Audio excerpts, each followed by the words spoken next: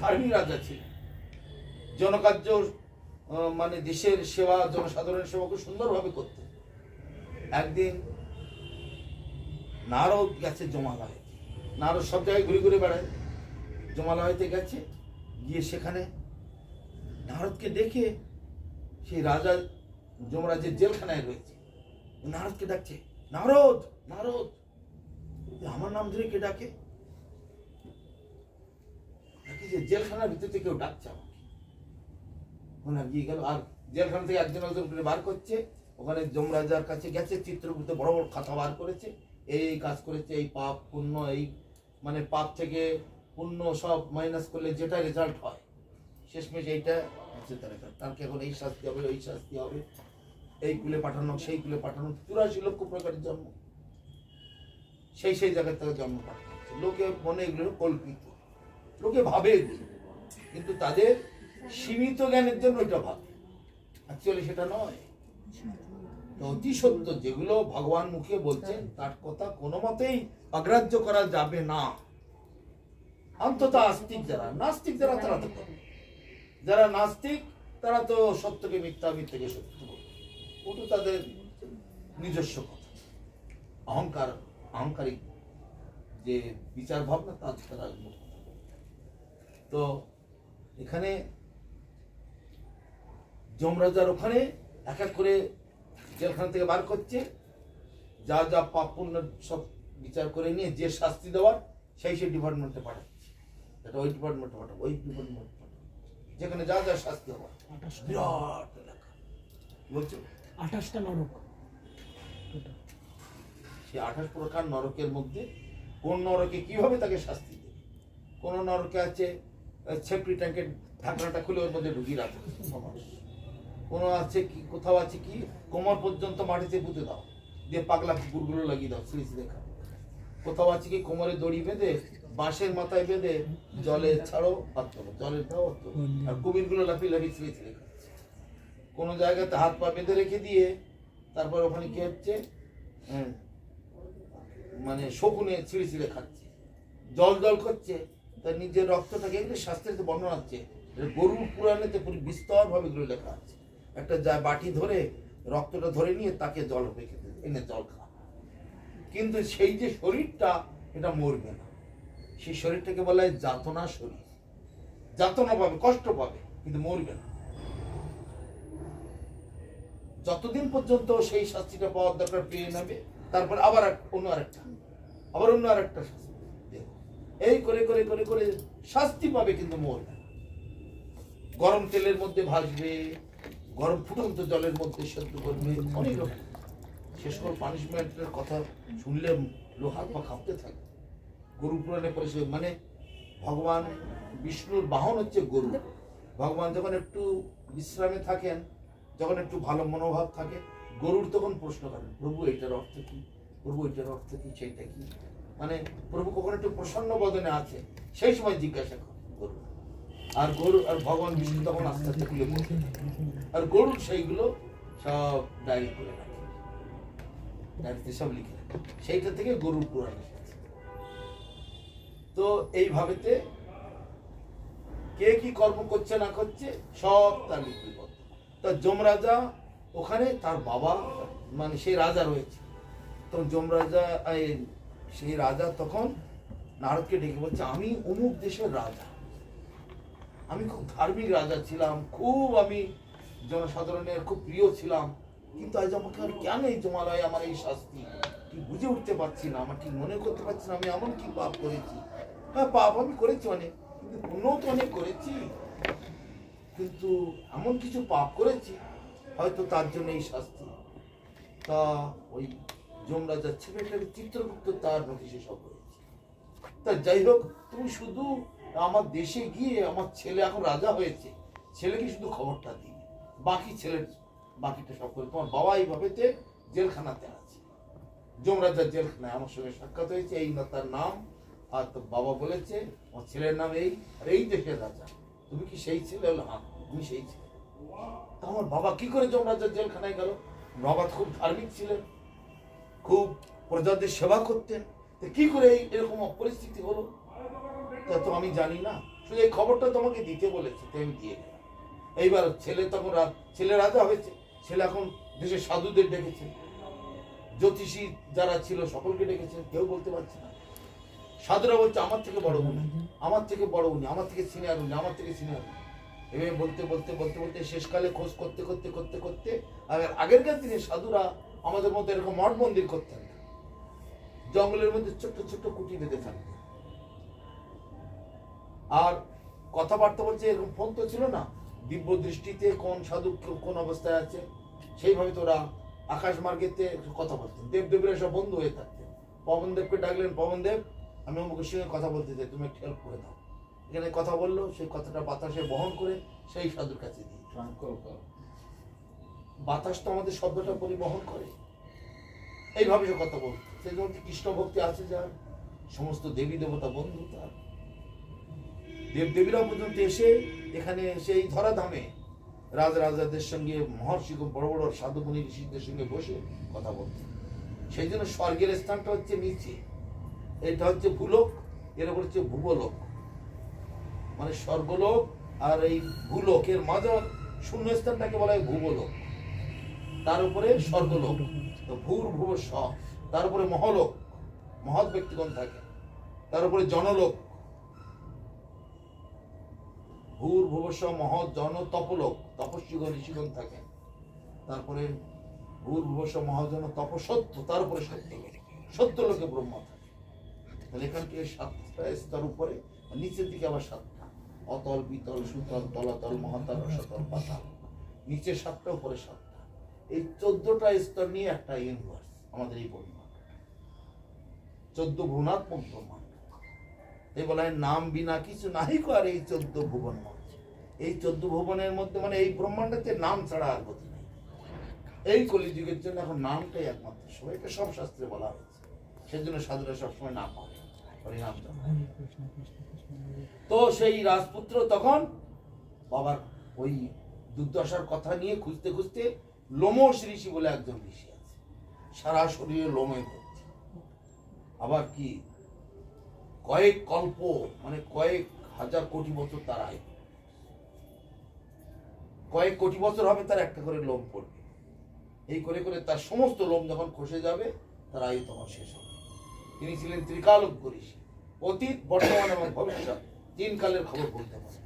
উনি ধ্যানে বসলেন, বসে বলছেন হ্যাঁ তোমার বাবার নাম এই কাজ করেছেন, ওই কাজ করেছেন। তিনি খুব ধার্মিক ছিলেন, সব ছিলেন। এই কিছু কিছু ভুল উনি করেছেন, এই ধরনের কিছু ভুল কাজ করার জন্য, পাপ কাজ করার জন্য বাবার এই শাস্তিটা হয়েছে। এখন কি করলে বাবাকে উদ্ধার করা যাবে, বাবাকে কি করলে উদ্ধার করা যাবে? তখন উনি বলে দিলেন অমুক মাসে একটা একাদশী আছে, এই নাম, এই একাদশীটা পালন করলে তোমার বাবা এবং সপরিবারে, তুমি তোমার স্ত্রী তোমার পুত্র সবাই মিলে সপরিবারে খুব নিষ্ঠা সহকারে যেভাবে বলে দিচ্ছি এইভাবেতে একাদশীকে পালন করবে। করার পরে সকালবেলা সে একাদশীর রেজাল্টটা তর্পণ করে, জল সহযোগে তর্পণ করে বাবার মঙ্গলের জন্য দেবে। আমার এই একাদশীকে পালন করলাম, তার যা পূর্ণ ফল আমার বাবার উদ্ধারের জন্য আমি এটা নিবেদন করলাম, তোমার বাবা মুক্তি পেয়ে যাবে। এই ঋষি সব বলে দিলেন। তখন ছেলে সেইটাই করলেন, একাদশী ব্রত পালন করলেন একবার 16 আনা নিষ্ঠা সহকারে। 16 আনা বলতে একাদশী পালন করার নিয়ম হচ্ছে নির্জলা থাকা, 24 ঘন্টা কিছু না খাওয়া, না ঘুমানো, আর সবসময় ভগবানের কথা চিন্তা করা, ভগবানের নাম করা, ভগবানের গ্রন্থ অধ্যয়ন করা, ভগবানের কথা আলোচনা করা, এইভাবেতে 24 ঘন্টা কাটাতে হবে। ওর সকালে টাইম থাকে, অমুক টাইম থেকে অমুক টাইমের মধ্যে পালন না করতে, মানে ওটাকে ব্রেক করতে হবে। তো তার যে রেজাল্ট হবে এটা তুলসী সহযোগে গঙ্গা জল নিয়ে সেটা ভগবান বাবার পিতৃদেবের কল্যাণের জন্য আমি অর্পণ করলাম। এটা করার সঙ্গে সঙ্গে তখন দেখলো স্বর্গ থেকে পুষ্প বৃষ্টি হচ্ছে, ধন্য পুত্র ধন্য, এই হচ্ছে সঠিক পুত্র, ধন্য হোক তোমার জীবন ধন্য। পিতৃলোক থেকে পিতৃগণ পুষ্প বর্ষণ করছে, ঋষিগণ পুষ্প বর্ষণ করছে, স্বর্গের দেবদেবীরা দুন্দুবি বাজাচ্ছে, গন্ধর্বগণ মাদল বাজাচ্ছে, নানা রকমের শুভ ধ্বনি তার মধ্যে দেখতে পাচ্ছে।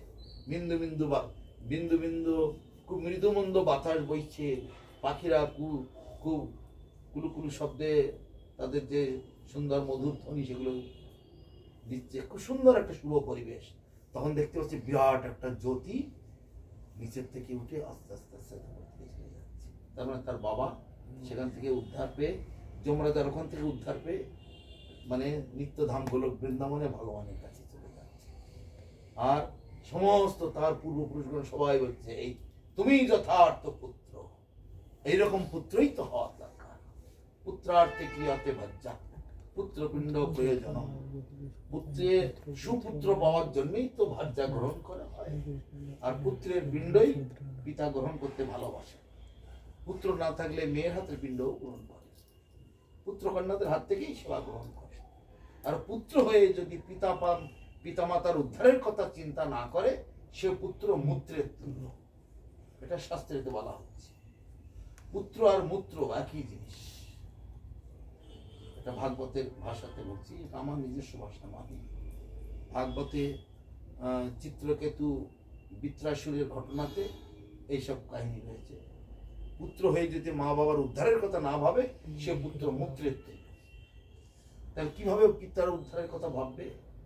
যেটা আমাদের বৈদিক শাস্ত্রেতে রয়েছে সেইভাবে করতে হবে, নিজের ইচ্ছা মতো নয়। বাবা মারা গেছে, পাড়ার লোকজন ডেকে মাছ মাংস জোগাড় করে একবারে নাচ গান আনন্দ ফুর্তি করে বিরাট আমি করছি, এইগুলো নয়।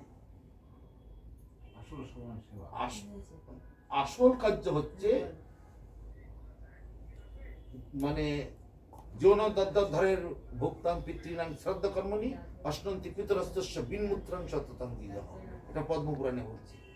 পিতৃপুরুষের উদ্ধারের জন্য যিনি ভগবান বিষ্ণুর মহাপ্রসাদ পিতৃপুরুষগণকে দান না করেন, এখানকার এই অমেধ্যাদি দ্রব্য দিয়ে কার্য করেন, সেই পিতামাতাগণ বা পিতৃপুরুষগণ মলমূত্র গ্রহণ করে থাকে। মানে ওইগুলো ওই যে আমিষাদি দ্রব্য দিয়ে শ্রাদ্ধ করায়, ওগুলো হচ্ছে ভূত প্রেতের খাদ্য। ওগুলো কখনো ভগবানের সেবায় লাগে না। ভগবানের সেবায় না লাগলে মহাপ্রসাদ হয় না, আর মহাপ্রসাদ না দিলে আত্মা উদ্ধার হয় না। তাই বলছে যৌন দদ্দাধরের ভুক্তাং পিতৃনাং শ্রাদ্ধ কর্মণি অশ্নন্তি পিতরস্তস্য বিন্মূত্রাং সততাং দ্বিজঃ। শিব বলছেন, হে ব্রাহ্মণের দল, তোমরা যে পিতৃপুরুষগণের পুরবাসী, তোমরা হচ্ছে পুরোহিত। পুরোহিত মানে কি? পুরের যারা হিতকার্য করেন। পুর মানে কি? কলোনি, গ্রাম, শহর, মানে প্রতিবেশী যারা, যেখানে ব্রাহ্মণেরা থাকে, তাদের পুরের হিতকার্য যারা করেন তাদের বলে পুরোহিত। তো তোমরা কি পৌরোহিত্য করছো? এই জগতের মানুষগুলোকে ভূত প্রেতের দলে পাঠাচ্ছ কেন? একটু মহাপ্রসাদ দিতে পারলে না? তাই যারা মা বাবার কার্যেতে অমাধ্য দ্রব্যাদি মানে মাছ মাংস মদ এসব ব্যবহার করে, 7 প্রকারের লোকেরা, 5 থেকে 7 প্রকারের লোকেরা প্রেত লোকে গতি হয়। কারা কারা? যার শ্রাদ্ধ করা হচ্ছে সেই ব্যক্তি, যে ছেলে মেয়েরা করাচ্ছেন তারা, যে ব্রাহ্মণে করছেন সে, যারা সেই উৎসবে অংশগ্রহণ করতে গেছেন তারা, যেখান থেকে মাছ মাংসগুলো আনা হয়েছে তারা, যারা থেকে এই ব্যবস্থাপনা করেছেন তারা, আর যে সমাজ এটাকে স্বীকৃতি দিল, মেনে নিল তারা। তো বৈষ্ণবরা এটা মেনে নেয় না, সেই জন্য জগতের মানুষের শ্রাদ্ধ কার্যতে অংশগ্রহণ করে না। কে ওই পাপের ভাগী হতে যাবে? কার স্বাদ আছে প্রেত লোকে যাবার? এমনকি নিজের মা বাবার শ্রাদ্ধও যদি দেশে বাড়িতে হয়, যদি বৈষ্ণবীয় মতে করে তাহলে বৈষ্ণবরা অংশগ্রহণ করে। আর যদি অন্যান্য ভাইরা কট্টর, না দেশে একটা নিয়ম চলে আসছে, আমাদের পূর্বপুরুষের এটা করেছে, আমরা এইভাবে করবো, তা ঠিক আছে, তারা যাবে না। জানে তার রেজাল্টটা কি? এরা তো শাস্ত্র পড়ে, এরা তো রিসার্চ করছে না। ঋষি মানে কি? রিসার্চ স্কলার, তাদেরকে ঋষি বলা হয়। তোমরা খাওয়া দাওয়া ভোগ বিলাস নিয়ে থাকো, চাষবাস, আয় ইনকাম, ব্যবসা বাণিজ্য, চাকরি বাকরি, টাকা চাই, টাকা টাকা টাকা করে বলছে। যে যত টাকা ইনকাম করতে পারবো, ভালো আয় করবো, ভালো খাবো দাবো, ভোগ করবো, এর বেশি আর নয়। কিন্তু এরা তো দিনে রিসার্চ করছে না। কি করলে আমাদের কল্যাণ হবে, কি করলে সকলের কল্যাণ হবে, কি করলে আমাদের জীবজন্তু পশু পক্ষী মানে 84 লক্ষ প্রকার জীবজন্তু সকলের কি করে কল্যাণ হবে, আমার পূর্বপুরুষের কি করে কল্যাণ হবে, আগামী দিনে যারা আসবে তাদের কল্যাণ কি করে হবে, আমার কি করে কল্যাণ হবে, আমার আশেপাশে প্রতিবেশী সকলের কি করে কল্যাণ হবে। এই জন্যই তো আমরা মঠ মন্দির করি। মঠ মন্দির করার কি কি প্রয়োজন এত কষ্ট করে গ্রামে গ্রামে ভিক্ষে করে 2000, 4000, 5000, 2 লাখ 5 লাখ করে জোগাড় করে এনে এই কত বড় বড় বাড়ি গাড়ি করে কি লাভ? কিছু আমরা নিয়ে যাব না, আমরা ব্যবসা করব না, আয় করব না, কিছু না। কিন্তু জগতের মানুষের সকলের কল্যাণের জন্য এরকম একটা মহৎ চিন্তা ভাবনা, তারা একটু স্পিরিচুয়াল কানেকশনটা পেয়ে যান, আর কিছু না, একটু তো তারা উপরের দিকে ওঠার চেষ্টা করুন, এই জন্য করা হয়। তা সেই জন্য ওই সকল শ্রাদ্ধগুলোকে আমরা আমাদের এই বৈষ্ণবী মতে আদৌ স্বীকার করা হয়। কিন্তু এখন গ্রামের কিছু বা এই এলাকায় ব্রাহ্মণেরা এরা হচ্ছে এদের ক্ষতি করে দিচ্ছে। আবার সত্যি কথা বলতে গেলে এরা আবার রেগে যায়। শাস্ত্রে বলা হচ্ছে রাক্ষসা কলিমাশ্রিতা জায়ন্তে ব্রহ্মজনীষু। অন্য যুগে রাক্ষসগণ ব্রাহ্মণের ঘরে জন্মিবে সুজনের হিংসা করি করে। অন্য যুগে রাক্ষসেরা, সত্য ত্রেতার দিকে রাক্ষসেরা কলিযুগে এসে ব্রাহ্মণের ঘরে জন্মগ্রহণ করবে এবং বৈষ্ণবদের উপরে হিংসা করবে এবং তারা তাদের আসরিক কার্যকলাপের মাধ্যমে জগতের লোককে দেখবে। 4টে বর্ণের মধ্যে ব্রাহ্মণ শ্রেষ্ঠ নিঃসন্দেহ, এটা ভগবান নিজেই বলেছেন। চাতুর্বর্ণং মায়া সৃষ্টং গুণকর্ম বিভাগ, গুণ এবং কর্মের বিভাগ অনুসারে 4টি বর্ণকে আমি সৃষ্টি করেছি।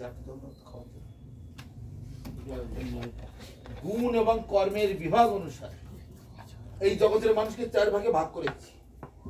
ব্রাহ্মণ, ক্ষত্রিয়, বৈশ্য, শূদ্র, 4টি ভাগে।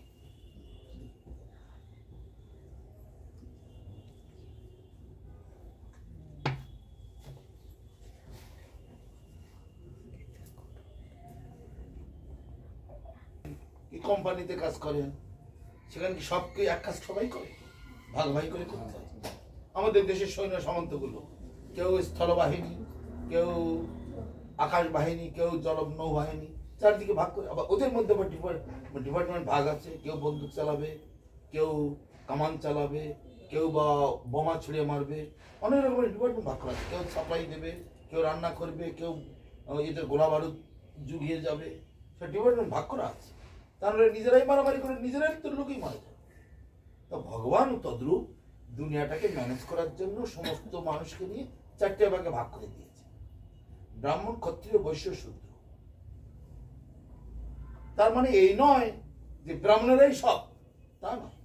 যারা ভগবানের সঙ্গে রিলেশনটা করিয়ে দেবে তাহলে হবে ব্রাহ্মণ, যারা দেশ রক্ষা করবে তারা হবে ক্ষত্রিয়, আর যারা চাষবাস ব্যবসা বাণিজ্য করবে তারা হবে বৈশ্য, আর যারা এই 3 বর্ণের সেবা করবে তারা হবে শূদ্র। এটা সিস্টেম। তো কিন্তু ব্রাহ্মণেরা ওইটাকে অভিমান ধরে বসে আছে, আমরাই জগতের মধ্যে শ্রেষ্ঠ। কিন্তু এখানে মহাপ্রভু সেই রাধাকৃষ্ণ এই কলিযুগে গৌরাঙ্গ হয়ে এসেছেন, তিনি বলছেন ব্রাহ্মণ ব্রাহ্মণ নহে যদি কৃষ্ণ তজে, শূদ্র শূদ্র নহে যদি কৃষ্ণ ভজে। যে ভজে সেই বড়, অভক্তহীন ছাড়, আর কৃষ্ণ ভজনেতে নাহি জাতি কুলাদি। এখানে ব্রাহ্মণ, ক্ষত্রিয়, বৈশ্য, শূদ্র বলে কিছু বলা আছে। যে ভগবানের সঙ্গে যার রিলেশন স্ট্রং হবে তিনি বড়। যেমন ছেলে মেয়েরা স্কুলে পড়ছে, যে মন্ত্রীর ছেলে বা মেয়ে সে কি পাস করবে, আর এই ঝাড়ুওয়ালার ছেলে বলে সে ফেল করবে, তা না। যে ভালো নম্বর পাবে, ভালো মানে রেজাল্ট সে ভালো করতে পারবে, সেই ফার্স্ট ডিভিশন গেল, তারপর second division, third division, fourth division, যা আছে। একটা মুচির ছেলে সেই ফার্স্ট ডিভিশন, সে স্কলারশিপ পেয়ে সবার উপরে উঠতে পারে। আবার একটা ব্রাহ্মণের ছেলে সে হয়তো ফেল করে বসে থাকবে, মন্ত্রীর ছেলে সে হয়তো কি কম্পার্টমেন্ট পেল। ওই ব্রাহ্মণ, ক্ষত্রিয়, বৈশ্য, শূদ্রের এখানে কোনো গুরুত্ব আসছে না। যে ভগবানের সঙ্গে যে রিলেশনটা যে যত স্ট্রং রাখতে পারবে তার পজিশন সবার উপরে।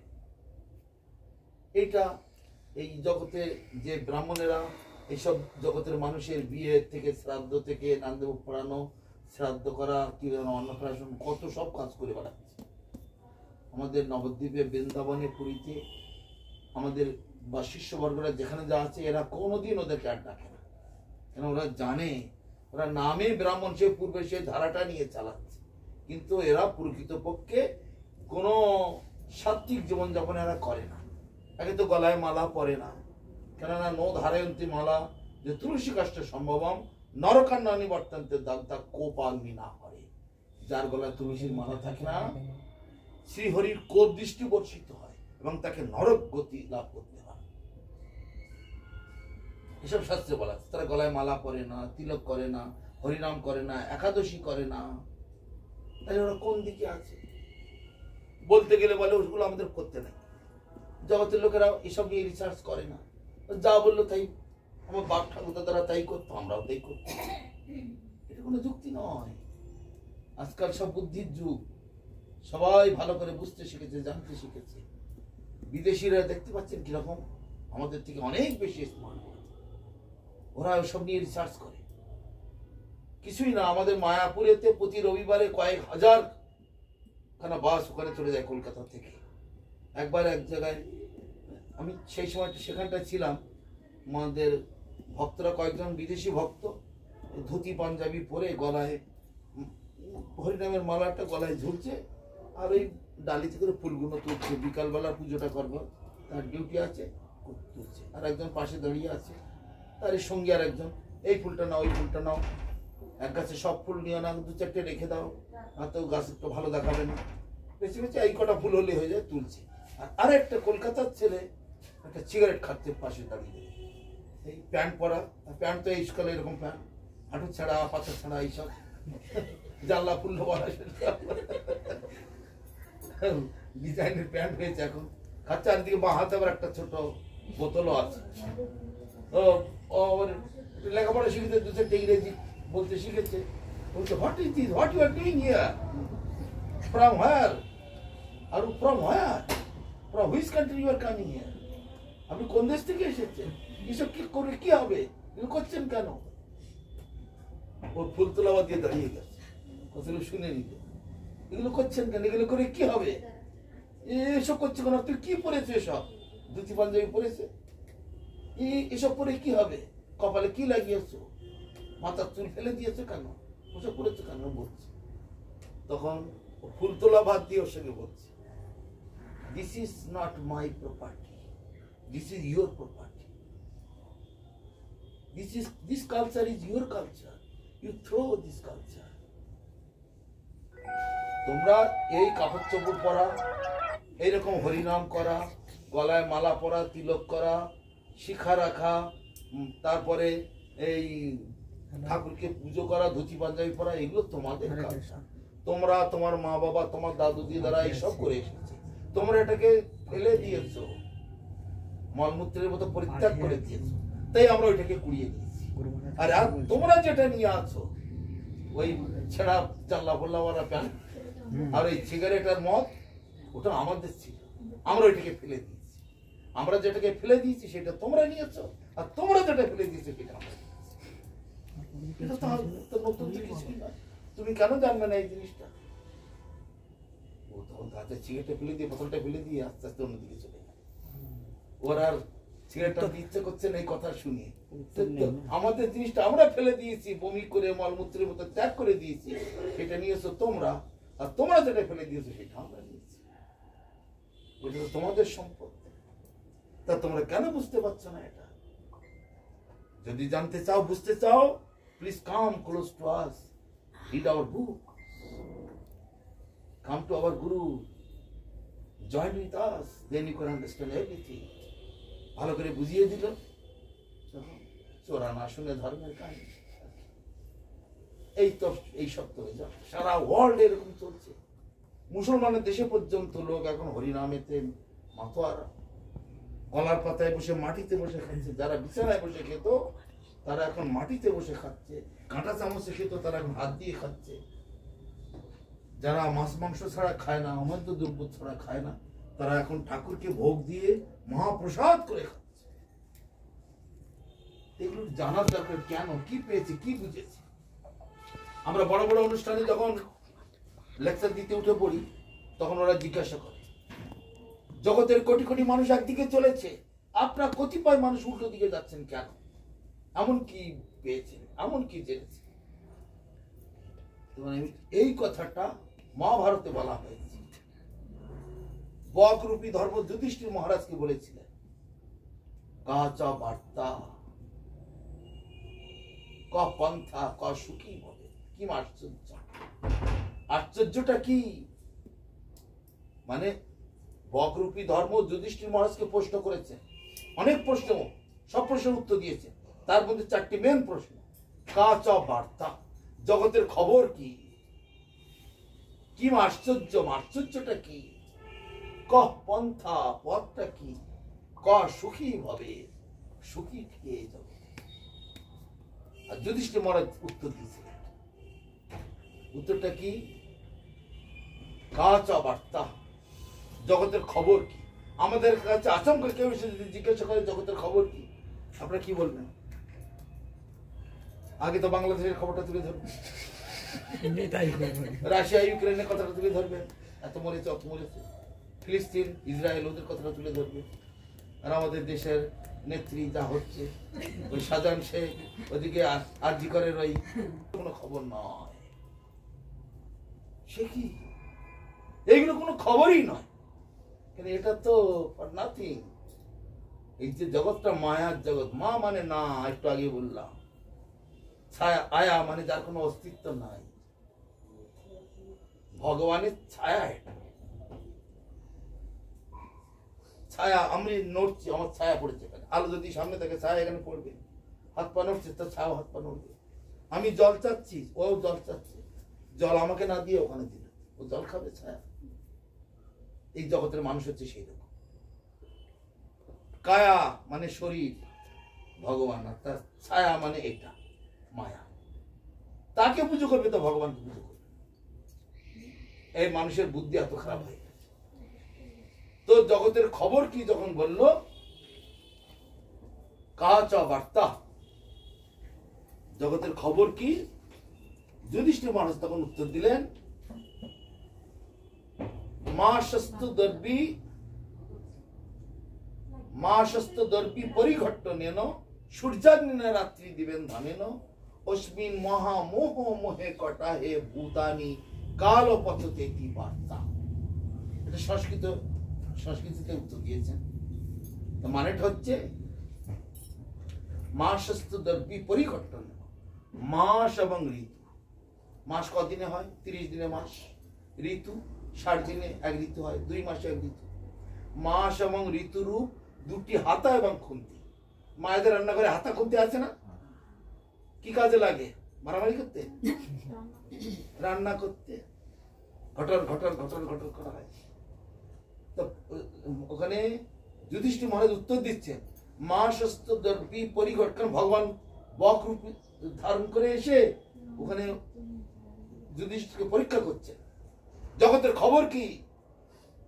কাহিনী অনেক বড়, আমি সংক্ষেপে আসছি, বড় করে অনেকক্ষণ লেগে যাবে।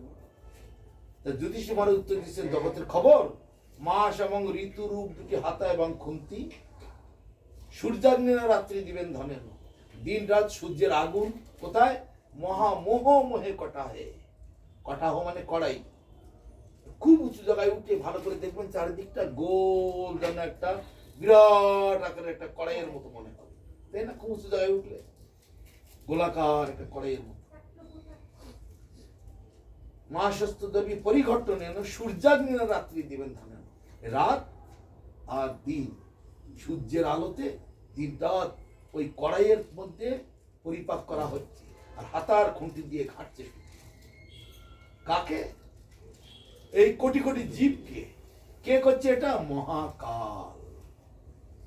মহাকাল আবার কে? ভগবানের মানে হচ্ছে গুণাবতার, তিনি হচ্ছেন শিব। শিবের একটা অংশ মহাকাল, শিবের এক অংশ মহাকাল রূপে এই জগতের জীবকে ধ্বংস করছে, জগৎকে ধ্বংস করছে। তা মহাকাল রূপে গ্রাস করছে। ওই পরিপাক করছে। মহাকাল এই কোটি কোটি জীবকে মহামোহময় করে। মহামোহ মানে আসক্তি, কেউ এখান থেকে ছেড়ে যেতে চায় না, কিন্তু যেতে হবে এইসব জানে। এক জায়গায় বসে কালকে চা খেলো, গল্প করলো চায়ের দোকানে বসে। আজকে তাদের মধ্যে একজনের বডি নিয়ে বলহরি বলহরি করতে করতে যাচ্ছে, এরা বাকি ওই জায়গায় যে মরে গেছে তার জায়গায় আরেকজনকে বসিয়ে তাস খেলছে আর চা খাচ্ছে, সিগারেট খাচ্ছে। তারই বন্ধু কালকেও সঙ্গে এখানে তাস খেলা হয়েছে, সে পায়ে দিয়ে তাস দেহটা নিয়ে যাচ্ছে, বড় জোরে একটু টিকটিকি লেজের মধ্যে হয়ে গেল। এই দেখ, একটু চেতনা নেই। আরে কালকেই তো আমাদের সঙ্গে বসে একসঙ্গে তাস খেলে যাচ্ছি, গেল কোথায় মানুষ? কেউ ভাবে। তাই বলছে মা শস্ত্র দর্বী পরিঘট্ট নেন, সূর্যাঙ্গিনা রাত্রি দিবেন ধনেন, অস্মিন মহামোহ মোহে কটাহে ভূতানি মানে জীব সকলকে পাচতেতি বার্তা। মহাকাল পাচন মানে রান্না করছে, হাতা খুলতে। মাস এবং ঋতু দুটি হাতা খুলতে। সূর্যের আগুন হচ্ছে জ্বালানি, দিন রাত এটা হচ্ছে অনন্তকাল ধরে এটা চলে যাচ্ছে। এইটাই জগতের খবর। ভগবান খুশি হলেন। ভগবান মানে পরবর্তীকালে রূপ দেখলেন, আমি কৃষ্ণ তোমাকে পরীক্ষা করছি না। উত্তরটা সঠিক হয়েছে, তবে এই বাংলাদেশ কি আরজিকর আর ফিলিস্তিন এদের খবরটা দিচ্ছে না। যুধিষ্ঠির মহারাজ কোন খবরটা আসল খবর সেইটাই। তারপরে কাঁচা বার্তা কি আশ্চর্য, আশ্চর্যটা কি? আমাদের কাছে আশ্চর্যের খবর বললে আমরা কি বলবো? সপ্তম আশ্চর্যের মধ্যে একটা তাজমহল, এই তো আশ্চর্য। এখন মোবাইল হয়েছে কর্ডলেস, যেখানে সেখানে বাথরুমে যেখানে সেখানে লেপের মধ্যে বসেও দেখছে সব জায়গায়। কিন্তু বিরাট আশ্চর্যের ব্যাপার। মহাকাশে যানবাহন যাচ্ছে, এখন আবার সেখানে কি জানো এলেন মাস্ক ঘর বাড়ি করার চেষ্টা করছে, মানুষ পাঠাবে কত কি সব। এইটাই তো আশ্চর্য। কেটে জোড়া দিচ্ছে, এর হাতটা কেটে ওর ওখানে, ওর লিভারটা কেটে ওখানে, ওর কিডনিটা কেটে তাকে এইভাবে দিচ্ছে। বিরাট আশ্চর্য। কিন্তু যুধিষ্ঠির মহারাজ বলছে এগুলো কোনো আশ্চর্য না। অহন্যানি ভূতান্তি গচ্ছন্তি যম মন্দিরম শেষস্থিরত্ব বিচ্ছন্তি কিমাশ্চর্য মতো করো। নিরন্তর জীবগুলো জমের বাড়ি যাচ্ছে, আমার সামনে দিয়ে যাচ্ছে, আর আমি মনে করছি আমি তো আছি, আমার তো কিছু হয় না। ও ঠিক আছে, মৌমিতা মরেছে তো খেয়েছে, নির্ভয় মরেছে খেয়েছে, আমি তো ভালো আছি, কাচ্ছি যাচ্ছি, বাজার করছি, আনন্দে আছি, এতটুকু টেনশন নেই। ঠিক যেন ওই ছাগল আর মুরগির মতো। ওই মুরগিগুলোকে যখন বের করে করে খাঁচার ভিতর থেকে বের করে কাটছে, কক কক করে শব্দ হচ্ছে কাটবার সময়, অন্য মুরগিটা ঠক ঠক ঠক খেয়ে যাচ্ছে, চেতনা নেই। ওর সামনে কে কাটছে, ওটা কাটা হয়ে গেলে ওকে কাটবে, তার চেতনা নেই। ছাগলগুলো 8-10টা বেঁধে রেখেছে, পাতা ঝুলিয়ে রেখেছে, কিছুটা খাচ্ছে। ওর একজনকে নিয়ে কেটে ঠ্যাং ঝুলিয়ে ওটাকে ছাল ছাড়িয়ে কোপাচ্ছে, এটা হয়ে গেলে ওকে কাটবে, ওদের চেতনা নেই। ও কি করছে তো কিন্তু না, আমি তো খেয়ে নেই, আমি তো ভালো আছি।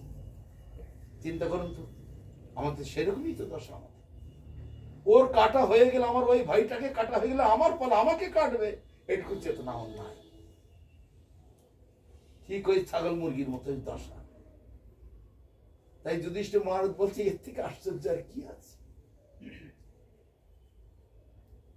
আমার প্রতিবেশী সে মরে গেল, বাবা মরে গেল, মা মরে গেল, কাকা মরে গেল, জ্যাঠা মরে গেল, আর আমি আবার একটু নতুন করে জায়গায় কিনছি, দোকান করবো, মেয়েটাকে ঘর করে দেবো, ছেলেটার ওইখানে একটা দোকান করে দেবো, ওপর তলায় এয়ার কন্ডিশন লাগাবে, হ্যান্ড কালকে আমি থাকবো, মরবো কি, তার কোনো গ্যারান্টি নেই।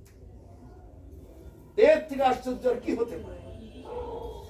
তাহলে কি জগতের খবরটা হলো, আশ্চর্যটা কি হলো? এবার কি হচ্ছে? কহ পন্থা, পথটা কি তাহলে? পথটা হচ্ছে অহন্যানি ভূতান্তি গচ্ছন্তি যম মন্দির না না, পথটা হচ্ছে বেদ বিভিন্ন ঋষ বিভিন্ন ধর্মস্ব তত্ত্ব নিহিত গুহায়া মহাজন জীর্ণ গত সপন্থা। মহাজ্ঞানী মহাজন যে পথে করে গমন হয়েছেন প্রাতঃস্মরণীয়, সেই পথ লক্ষ্য করে সেই বৃত্তির ধার্য ধরে আমরা হব বড়। মহাজ্ঞানী মহাজন বলতে আমরা কোথা থেকে আসলাম? কেউ কোনো খবর রাখেন। আপনাদের গোত্র কি? শাণ্ডল্য, মধুকল্য, কাশ্যপ। মানে কি? এগুলো একটা ঋষি, তাদের ঋষির থেকে পরবর্তীকালে তাদের যে সন্তানরা সেই গোত্রটা পেয়েছে। মানে ব্রহ্মার পুত্রগণ বিভিন্ন সব, মানে ব্রহ্মা হচ্ছে জগতের প্রথম সন্তান ভগবান, ব্রহ্মার মা বাবা হচ্ছে ভগবান। ব্রহ্মার নাভি থেকে একটি পদ্ম ফুল বেরোলো, সেই জন্য ওকে পদ্মজনী বলা হয়। তো ব্রহ্মার মা বাবা হচ্ছে কৃষ্ণ। ব্রহ্মাকে সৃষ্টি করতে বলছে, আমি কি করে সৃষ্টি করব? তখন বলছে ঠিক আছে, আমি তোমাকে 1 থেকে 2 করে দিচ্ছি, পুরুষ আর প্রকৃতি। তারপরে তোমরা এখন সৃষ্টি করো। তাতেও সৃষ্টি করতে পারছে না। তখন বলছে পারবে না, পাওয়ারটা আমি দিচ্ছি।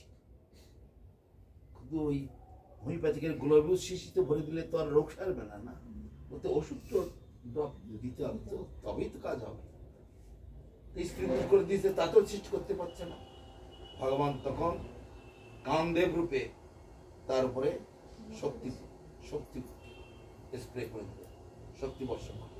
তখন দুজনের প্রতি আসক্ত, তখন থেকে তারা সৃষ্টি করতে শুরু করল। তাই এইভাবেতে প্রথমে মনি ঋষিদের সৃষ্টি করেছিলেন। কিন্তু আমাদের বিজ্ঞানীরা বলে ওই বাঁদরের থেকে মানুষ এসেছে, অ্যামিবার থেকে এসেছে, এইসব যত সব মন মজি করার কথা, এইসব কথা সত্য নয়, কোনো প্রমাণ এরা দেখাতে পারে। এগুলো সব কল্পিত এদের। বানরের থেকে যদি মানুষ হয়, আর সেই বিজ্ঞানীকে যদি বলে তুমি বানরের বাচ্চা, তাহলে তখন একবার মাথায় লাঠি মারতে। তো বানরের থেকে তো তুমি তো নিজেই তো বললে বানরের থেকে আমরা এসেছি, তাহলে বানরের বাচ্চা। সে বললে হবে না, তাহলে মাথায় লাঠি মারতে চলে আসে। কোন মানুষকে সে মানে সিংহের মতো গর্জন করে। মাঝে মাঝে কিছু মানুষ আছে না, একটু ভুলভাল হলে, দোষ দেখলে, সিংহ তো একটা জানোয়ার, যদি বলে তোমার জানোয়ারের মতো তেজ, তাহলে আর একই কথা, তাহলে সে একবারে এগিয়ে মাথায় মারতে আসবে। অতএব তাদের সেন্টিমেন্টাল লাগা দিলে হবে না। তাহলে এখানে ঋষিগণের পরম্পরাতে আমরা সব এসেছি। তাহলে পথটা হচ্ছে কি, ওই ঋষিগণ যে পথ দেখিয়েছে, মহাজন যেন গত সপন্থা, মহাজ্ঞানী মহাজন যে পথে করে গমন হয়েছেন প্রাতঃস্মরণীয়, সেই পথ লক্ষ্য করে, সেই বৃত্তে ধার্য ধরে আমরা হব বড়। আমাদের গুরুবর্গেরা কি করেছে, আমাদের পিতৃবর্গ কি করেছে, সেইভাবে চলতে হবে। ও আমেরিকা কি করছে, ইংল্যান্ড কি করছে, ওরা ছাড়া প্যান্ট পরছে, ওরা চটি প্যান্ট পরছে, তাই আমরা করবো, ওরা মদ খাচ্ছে আমরাও খাবো, এইগুলো নয়। এসব আমরা অনুকরণ করব না, আমরা অনুসরণ করব। আমাদের গুরুরাই শাস্ত্র, গীতার সামনে, ভাগবত সামনে, সাধু মনীষীরা রয়েছে, শাস্ত্র আমাদের অদর্শ, সেখানে আমাদের সব সুন্দরভাবে গুছিয়ে বলা আছে, সেইভাবে আমরা এগিয়ে যাব। এই যে একাদশীর জন্য বই আছে, একাদশী কিভাবে পালন করতে হবে, কোন একাদশীর কি ফল, আয়ুর্বেদিক বই আছে, কবিরাজের বই আছে, সব সুন্দরভাবে আছে, অ্যাস্ট্রোলজিক্যাল বুক সব রয়েছে। তাছাড়া সর্বোপরি আমাদের পরমার্থের বই, গীতা, ভাগবত, রামায়ণ, মহাভারত, বেদ, বেদান্ত, উপনিষদ, পুরাণ, সংহিতা, কত কিছু, সেগুলো আমরা ফলো করব। কিন্তু সবার আগে আমাকে তো জানতে হবে আমি কে, আমি কোথা থেকে এলাম, সেই